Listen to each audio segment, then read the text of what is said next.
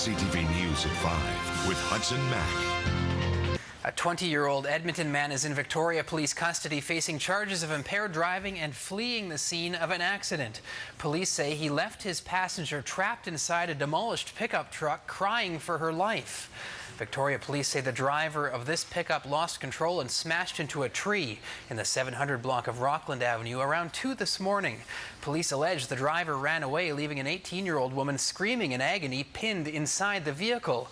People in the neighborhood called for help and tried to comfort the woman. She couldn't move and is now being treated in hospital for a shattered ankle, broken femur, and a broken pelvis. Officers believe the driver was going more than double the speed limit. You know, this is obviously a case of a person coming down there late at night, probably had some alcohol and a lot of speed, a lot more speed than, and a critical speed of those corners is, it's very congested in there. You know what Rockland's like. It's like this, it's back and forth. So this is obviously not a 30 kilometer per hour. So, you know, if you were to take a ballpark guess, you're into the area of 70 to 80 kilometers per hour plus. Police called in the K9 unit and the driver was found hiding in some bushes in Fairfield. The truck is currently at Victoria Police headquarters where investigators are combing it for evidence.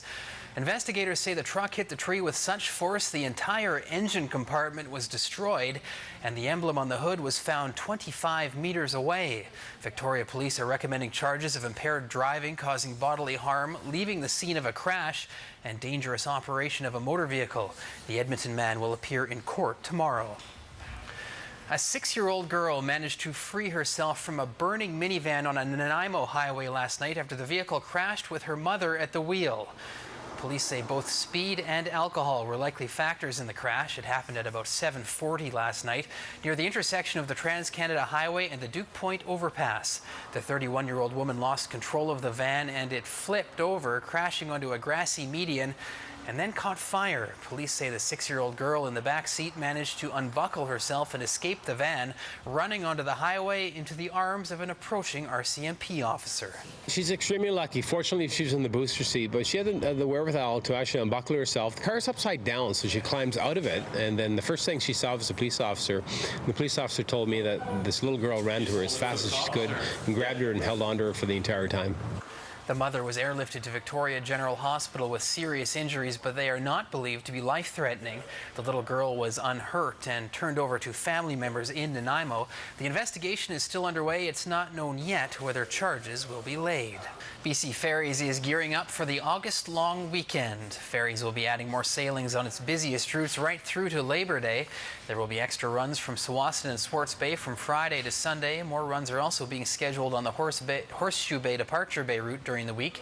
BC Ferries says to avoid long lineups, you may want to make a reservation in advance. For more details on the extra sailings, you can go to bcferries.com. The province is crediting tightening its belt and smart investments for bringing BC's forecasted deficit in lower than expected. Finance Minister Kevin Falcon announced BC's end of the fiscal year today. The province says it wrapped up the year with a deficit of $1.84 billion. Money it says was spent on the one-time payment $1.6 billion in HST transition funding. Falcon says there has been $3.6 billion in capital spending in the province, which was used on hospitals, schools, and post-secondary education. That's about $900 million more than forecast in 2011. Falcon says the province is in good shape, that BC's consumer confidence is strong given what's going on around the world. We have made significant investment into capital to ensure that we keep the economy strong, that we take advantage of very good construction pricing, and the fact that we have such a strong balance sheet and a good credit rating that we can invest in infrastructure like hospitals, like schools, like post-secondary institutions, and do it on an affordable basis. Whereas many other jurisdictions in the United States and in Europe would love to be making these kind of investments right now, they just don't have the financial flexibility. Falcon says BC's economy grew nearly 3%.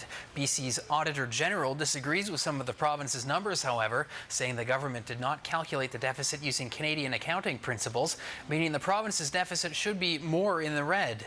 The Auditor General says the more accurate figure of the deficit is around $2.3 billion. That's a $520 million difference.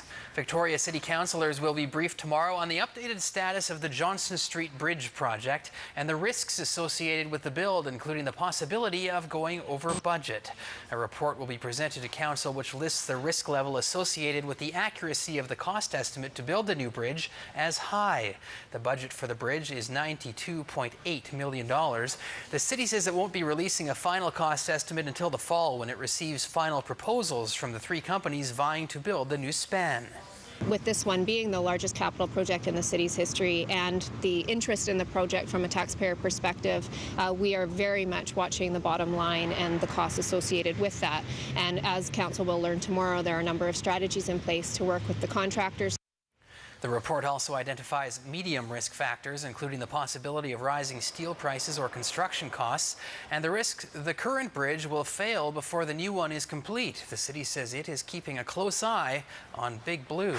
We are doing routine inspections of the bridge as it stands today to ensure that we are on top of anything that may come up. It is nearing 90 years old, and we have received a number of condition assessments that say that it doesn't have a lot of time left, and we have had some incidences on the bridge that we do need to be aware of in terms of failing mechanical and electrical system as well as debris, and we are following those closely.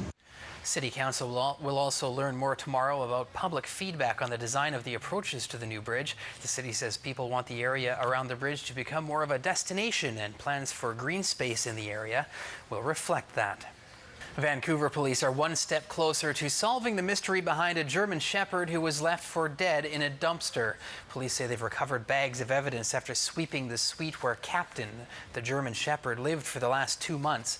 The SPCA won't comment on the search warrant because the investigation isn't over, but investigators were searching for, among other items, a Swiss Army knife and a baseball bat. A neighbor says he heard loud banging noises coming from the suite on Tuesday night. It was really terrible. I mean, I could hear it out here. It was so loud. It was like, I mean, it sounded like somebody was ripping the walls out. I know it was that poor dog. Key here, of course, is you have to be able to establish, number one, what the injuries were, number two, what caused those injuries, and if it was caused by a human, establish who did it.